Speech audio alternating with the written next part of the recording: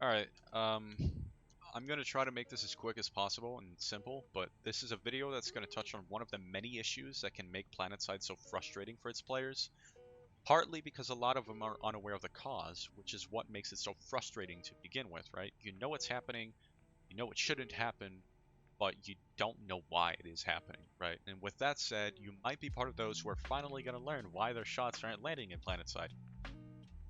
This is not like some crazy Illuminati scheme, but a lot of players are simply unaware of the issue because they've gotten used to proper FPS mechanics and they just assume that most firefights it loses because of themselves. Now, there's still people that complain about stuff like, oh, his weapon is overpowered, mine is underpowered, he's lagging, I'm lagging, he's cheating. And even though in some very specific cases that may be the truth, that's not what we're going to be talking about today. We're actually going to be talking about one of the biggest actors that's something that we've taken for granted from playing proper FPSs. So let's begin by explaining one of the most basic firing and aiming interactions in first-person shooters. You generally have two aiming modes in most FPSs, hip firing and aiming down sights. Now aiming down sights will, quite obviously, provide you with higher accuracy than hip firing. The reasoning is simple, right? ADS provides you with a visual guide and hip firing does not. There's also other reasons like the fact that while you're aiming down your sights, you have a properly shouldered weapon that gives you better stability and all of that. But in any case, the different, cone of fires and spread in video games don't represent a weapon becoming less accurate, as bullets generally tend to go wherever the barrel is pointed at, but rather to simulate an operator's loss of control over the weapon. And also the fact, like I said, that when you're firing from the hip, you don't have a guide, right? You have to sort of imagine where your barrel is extruding towards, right, to get your accuracy down. But let's just bring up paint here.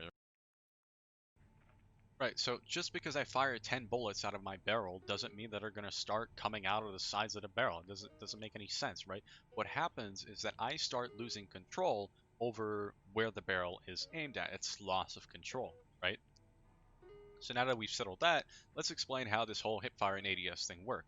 So both Hipfire and ADS have their own starting equations, right? And they're used to spit out basically the number that'll decide where you're at within your current cone of fire, whatever, within the total cone of fire.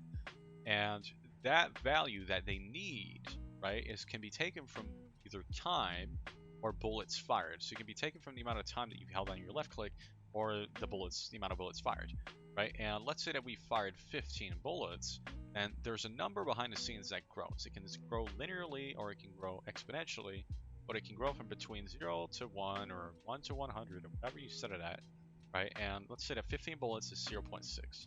That is fed into the Hipfire and the ADS, and the result obviously is different because they're put into different equations, or same equations but different values. And so 15 bullets is going to look like this, and 15 bullets here is going to look like that, right?